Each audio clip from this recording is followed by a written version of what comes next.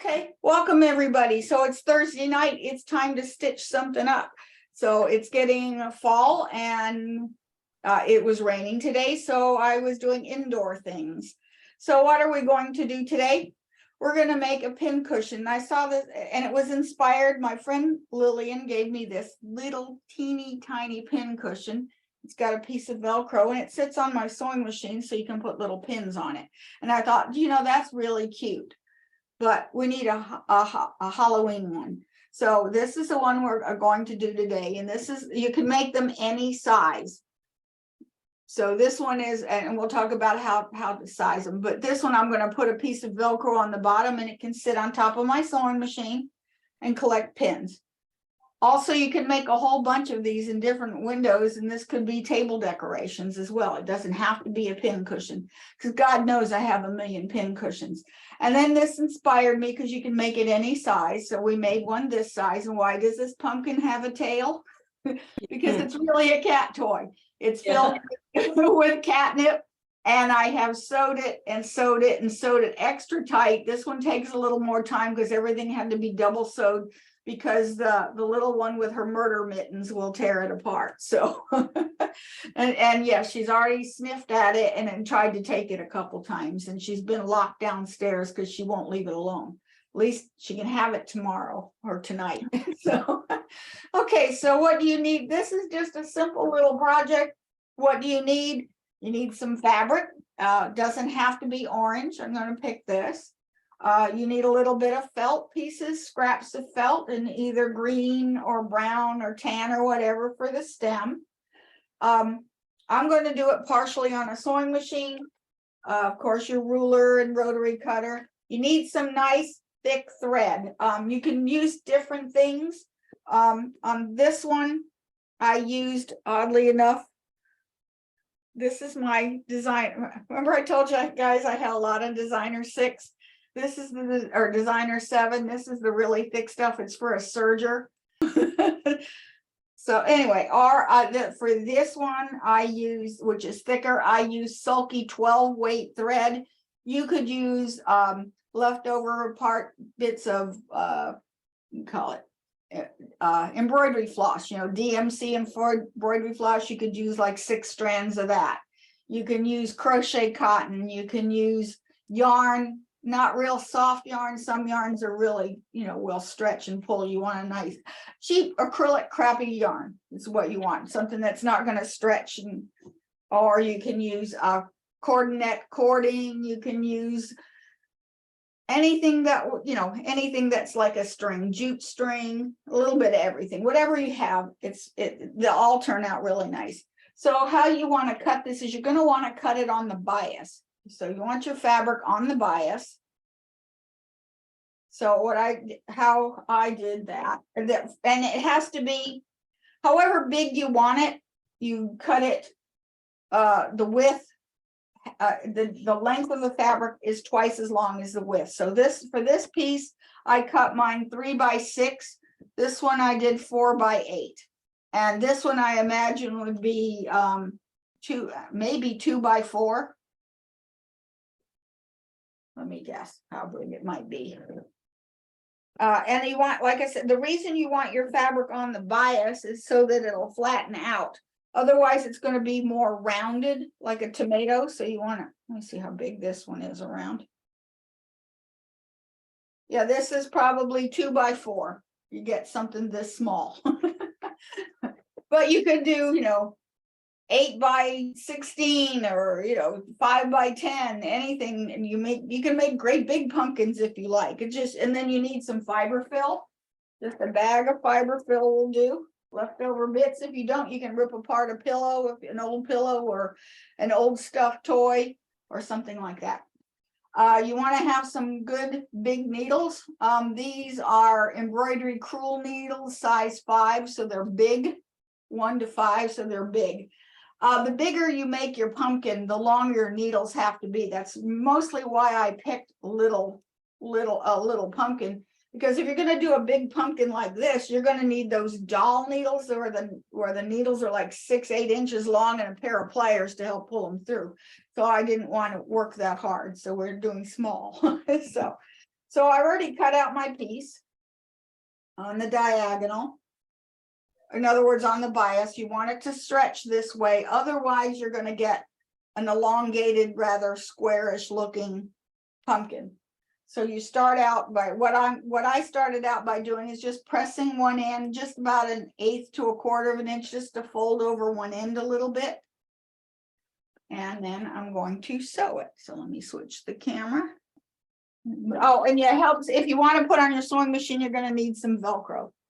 So little bits of Velcro and a glue gun or glue, or if you want to, you can sew it down. So the first thing I'm going to do is I'm going to sew the two short ends together. And usually, and then you just simply sew the end. And you do that by machine, you're going to sew it 1/4 of an inch. And back tack it, especially if it's going to be a cat toy. All righty. Okay, so now that's done. And I'm just going to take a needle, doesn't matter what color I have in here.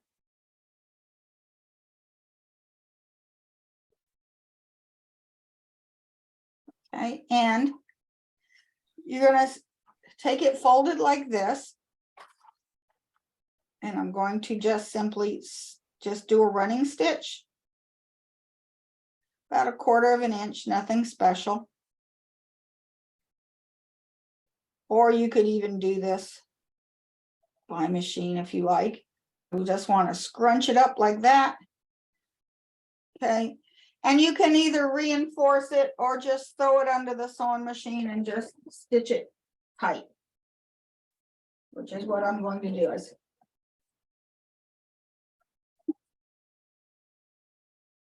There, I just stitched it over here. See, I just stitched it across.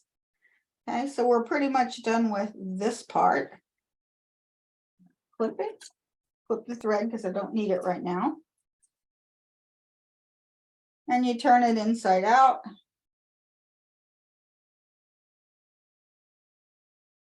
And you end up with a little bag.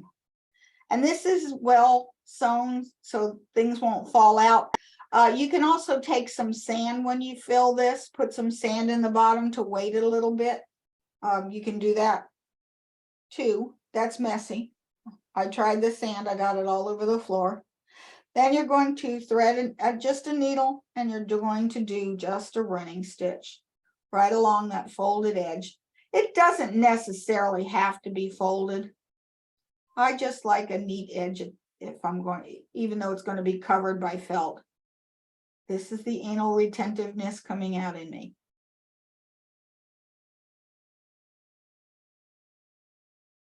And I'm just stitching.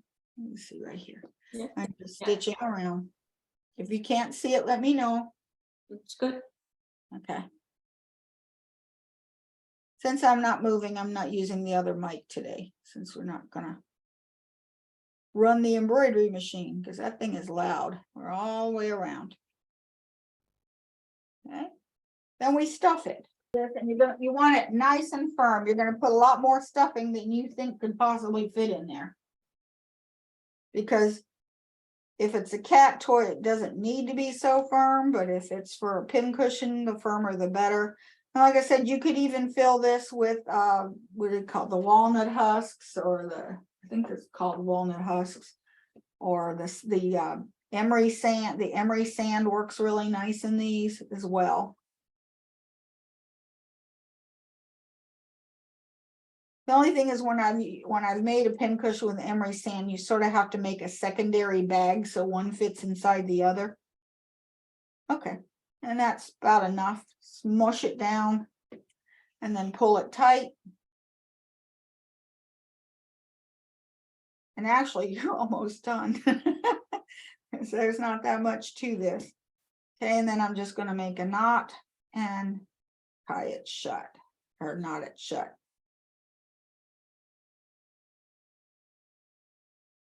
Couple of knots in there.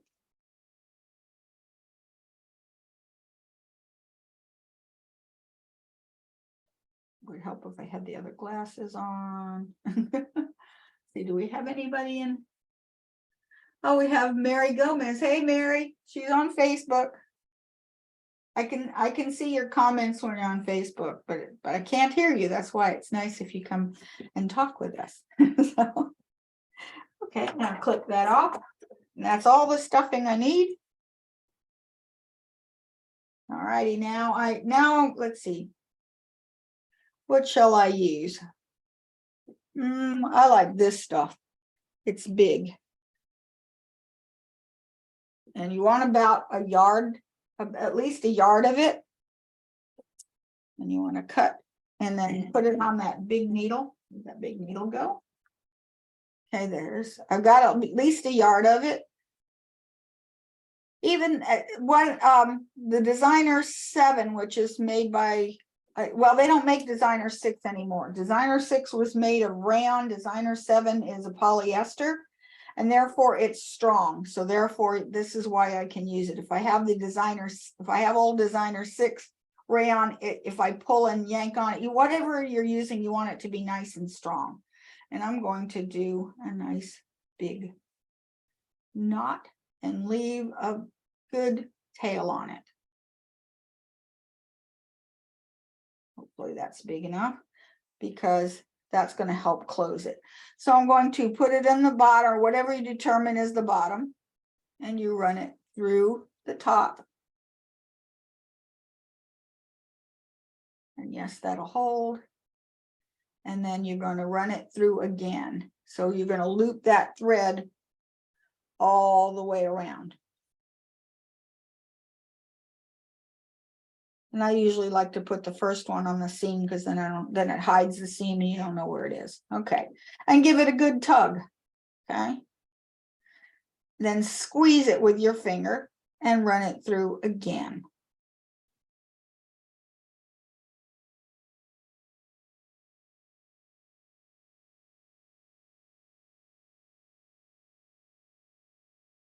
Okay, and now I've got this pulled. And then you come around. You can, if it's small, you can get away with 6 partitions. But if it's big, then what you do is I did 8. And if it's for the cat, I'll do it 8. So here, I'm going to divide this sort of into thirds on one side. You can put your camera too. You're identified as iPhone, so I'm not sure who I'm talking to. Well, welcome. Okay, pull it through here. Carrie, what was the size of the fabric you used? This little one is 3 inches by 6 inches cut on the bias. Yeah, okay, great. Thanks. Whatever you use, one length, the other is doubled. So I got that part. The cat toy was 4 by 8. Okay. Clyburn needs well, Clyburn's not as bad of a cat toy player as Lily is. So actually, with it on the bias, it goes flatter. Like I said, if you were doing this, if you wanted a tomato, don't cut on the bias. You want it more round. Okay. And now I've got it shaped kind of like I like it. So I'm just going to give it a slip knot over here.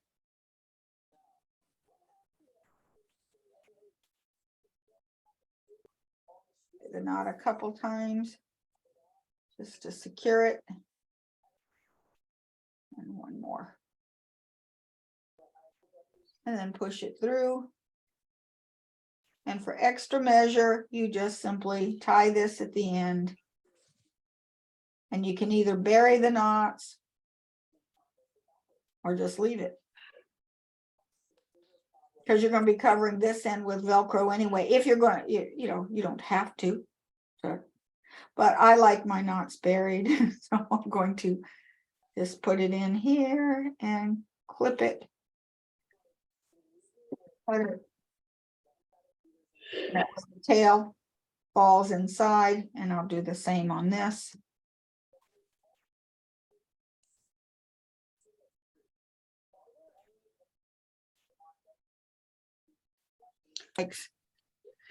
Okay, so I just cut a leaf out and I'm gonna cut some notches in it to make it look not like a rose leaf. Just cut some notches in it, nothing. I like easy.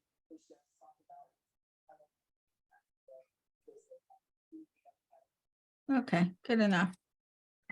All righty. And then I'm going to make a stem. Where did I put my stem fabric? I just cut out I may want to make it proportional, so I want it to be about half an inch high. And I'm just going to take this and roll it until it's the size I want it. Maybe a little thicker. Take the glue gun, because I'm going to cheat. Okay. And then I just cut it. Then let's see. I've got some black thread showing, so make sure the leaf covers my black thread.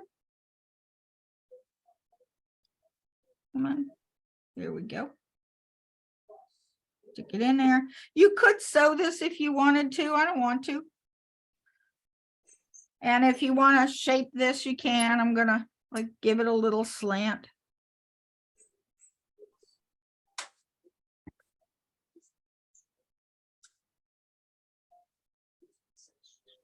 And there is my stem. And this is done. And then I'm just going to take my piece of Velcro. And I have my paper scissors. I'm just taking a little square. And this one is a stick-on Velcro, because God knows I don't use it for anything else, because it's nasty stuff. Okay, where's the end of it? Here it is. Okay. And this end I'm going to stick on. I can peel it. If it'll stick. If not, I'll stick the glue gun, but it'll stick that way. This is really old stuff. I think this is from my mother. She was still alive. Okay, yeah, it'll stick. That's good enough. Whether it'll stay, I don't know. And then I would stick this end on my sewing machine. Here it is. You stick it on the sewing machine. Okay, I'll put more glue here. And okay, 40 or 30-year-old glue on Velcro doesn't work anymore. That's all there is to it. These were, it took what, 15 minutes to make, if that. So you can make a whole bunch of them. So, and this was fun.